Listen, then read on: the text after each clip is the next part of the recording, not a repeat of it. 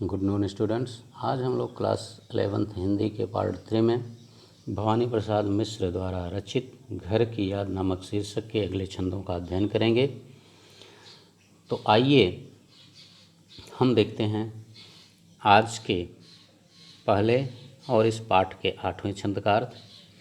देखिए, मौत के आगे न हिचकें, शेर के आगे न बिचकें, बोल में बादल गरजता, काम में झंझा लरजता। यहाँ कवि भवानी जो हैं वो अपने पिता के साहस का वर्णन करते हुए कह रहे हैं कि मौत के आगे न हिचकें। यदि मेरे पिता के मार्ग में मौत जैसी भयंकर बाधा भी आ जाए तो वे उससे डरते नहीं हैं, अर्थात उसका हंसकर मुकाबला करते हैं। शेर के आगे न बिचकें, और सामने आते शेर को देखकर भी वे घबराते नहीं हैं।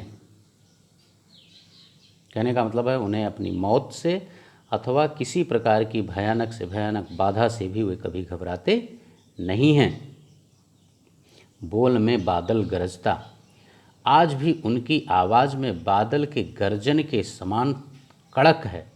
कहने का मतलब है कि जिस तरह से बादल की गर्जन दूर दूर तक सुनाई देती है, आज भी हमारे पिताजी की उसी तरह की जो आवाज़ है वो दूर तक सुनाई देती है।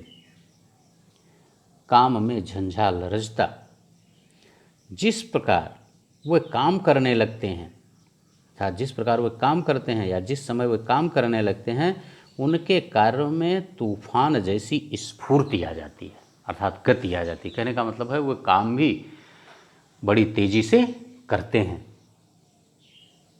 ठीक है, तो इसमें इसका शिल्प सौंदर्य देख लेते हैं। इसमें वीर रस की अभिव्यक्ति हुई है, भाषा सरल सहज और प्रवाहपूर्ण है, छोटे छोटे वाक्यों और तुकों के माध्यम से कविता को मनमोहक बनाने का प्रयास किया गया है। ठीक, इसमें बादल गरजना और काम में झंझा लरजना के माध्यम से उपमा अलंकार का प्रयोग है। बुढ़ापे के न व्यापने में विशेषोक्ति अलंकार का भी प्रयोग किया गया है। आइए अब हम इस खंड का यानी इस पार्ट का दूसरा और पाठ का 9वां छंद देखते हैं। आज गीता पाठ करके, दंड 260 करके, खूब मुगदर हिला करके, मूठ उनकी मिला लेकर।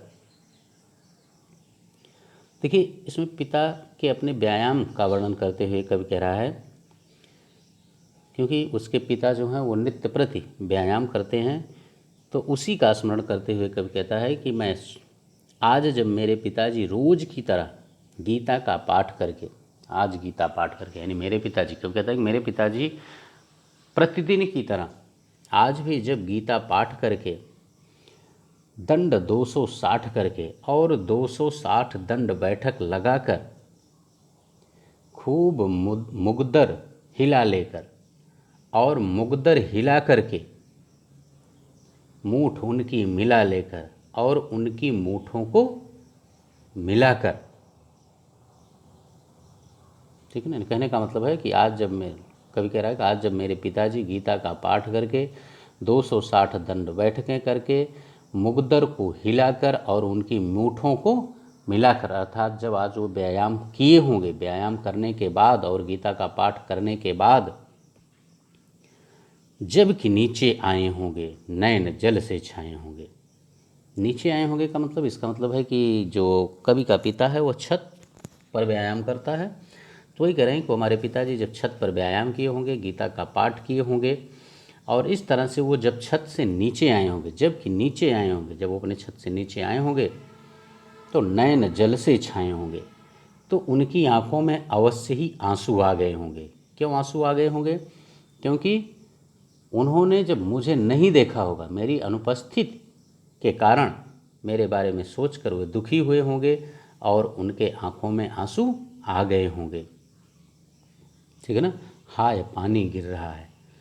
कभी कह रहा है कि इस समय बरसात हो रही है और बहुत बरसात हो रही है, घर नज़र में तिर रहा है और मेरा घर मेरी नज़रों में तैर रहा है, अर्थात मुझे मेरे घर और घर के सदस्यों की याद आ रही है।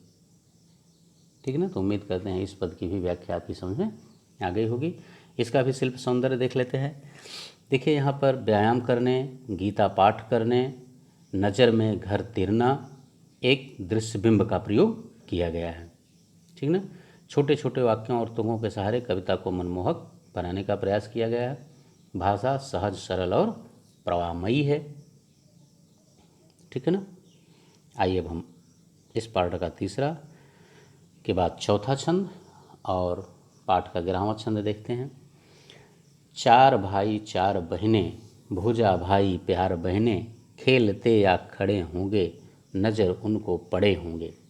फिर आगे कब कह रहा है कि जब पिताजी व्यायाम करके छत से नीचे आए होंगे, तो कब कहता है कि मेरे घर में मेरे 4 भाई तथा 4 बहनें हैं।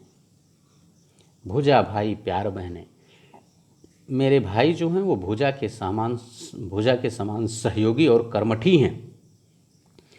प्यार बहनें, बहनें प्यार का भंडार हैं। ठीक ना। तो इस तरह से मेरे चारों भाई और चारों बहनों को जब पिताजी नीचे व्यायाम करके आए होंगे तो खेलते या नज़र उनको पड़े होंगे, खेलते या खड़े होंगे।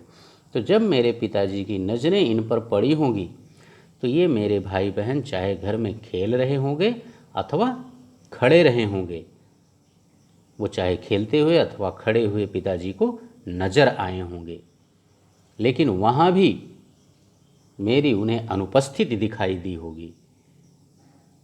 तो मुझे याद करके उनकी क्या स्थिति हुई होगी, इस बात का अनुमान मैं कर सकता हूँ, अर्थात इसका अंदाज़ा मैं भली भांति लगा सकता हूँ कि मेरी अनुपस्थिति को जानकर मेरे पिताजी कितने दुखी हुए होंगे। ठीक है। तो उम्मीद करते हैं कि ये चारों पदों की व्याख्या आप लोगों की समझ में आ गई होगी। आइए इसका काव्य सौंदर्य भी देख लेते हैं। भुजा भाई, भुजा के समान सहयोगी, उपमा अलंकार, अनुप्रास अलंकार। ठीक ना। देखिए यहाँ पर कवि ने एक संयुक्त परिवार का आदर्श रूप प्रस्तुत किया है। ठीक ना।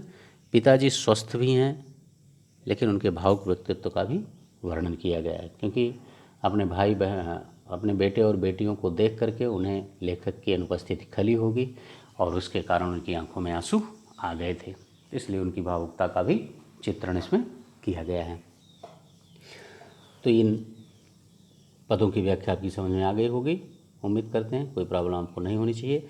आइए इस पहले छंदों पर आधारित हम पहले प्रश्न का अध्ययन कर लेते हैं। देखिए पहला प्रश्न कह रहा है, कवि के पिता साहसी थे, प्रमाणित कीजिए।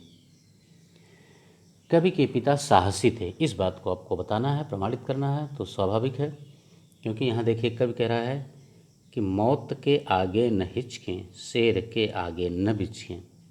अर्थात कवि के जो पिता हैं वो मौत से भी नहीं डरते हैं, सामने शेर को पाकर भी भयभीत नहीं होते हैं, तो जिससे उनके सारे साहसी होने का प्रमाण मिल जाता है। ठीक है ना, कि वो साहसी हैं, कोई प्रॉब्लम आपको नहीं होगी। आइए अब हम दूसरा प्रश्न देख लेते हैं। भवानी के पिता तन मन से सुदृढ़ थे, सिद्ध कीजिए। देखिए भवानी के पिता तन से भी मजबूत थे और मन से भी मजबूत थे। सुदृढ़ माने मजबूत होना, इस बात को आपको सिद्ध करना है, तो वो तो पहले से ही सिद्ध है। ठीक है ना। यहाँ देखिए कह रहा है, आज गीता पाठ करके, यानी कवि के पिता जो हैं वो नित्य रूप से गीता का पाठ करते हैं। और गीता हमारा ऐसा धार्मिक ग्रंथ है कि गीता में भगवान श्री कृष्ण ने मानव जीवन के लिए आवश्यक सभी उपदेशों को दे दिया है। तो इस कारण से गीता का पाठ करने वाला व्यक्ति जो होगा वो मन से सुदृढ़ होगा। स्वाभाविक है, उसका मन कभी कमज़ोर नहीं होगा, वो मन से मजबूत होगा। और फिर कह रहा है कि दंड 260 करके खूब मुदगर हिलाकर, यानी लेखक के कवि के जो पिता हैं वो 260 दंड बैठक भी करते हैं, मुगदर भी हिलाते हैं, जिससे वे शारीरिक रूप से भी मजबूत हैं। इस तरह से शरीर और मन से दोनों से कवि के पिता जो हैं वो मजबूत हैं, साहसी हैं। ठीक। अब हम तीसरा प्रश्न देख लेते हैं।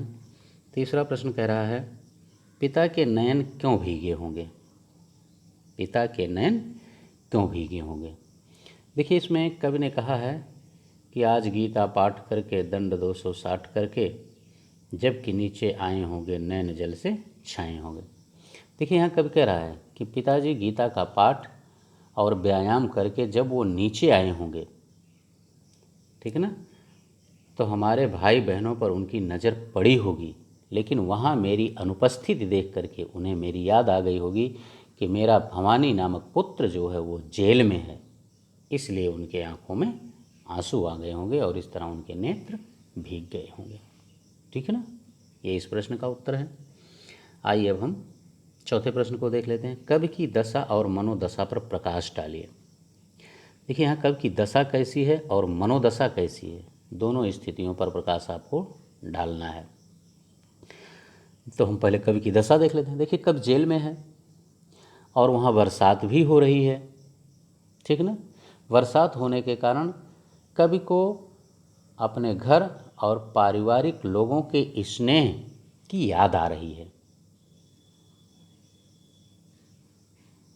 कवि जेल में है या और वहाँ बरसात हो रही है, ये तो उसकी दशा है।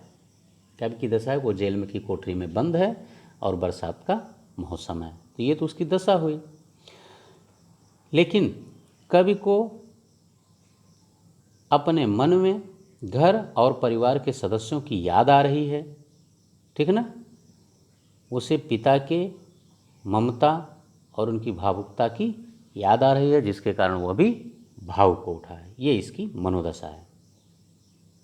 ठीक, तो उम्मीद करते हैं कि इसका भी उत्तर आपकी समझ में आसानी से आ गया होगा। ओके, अब इस पार्ट में इतना ही।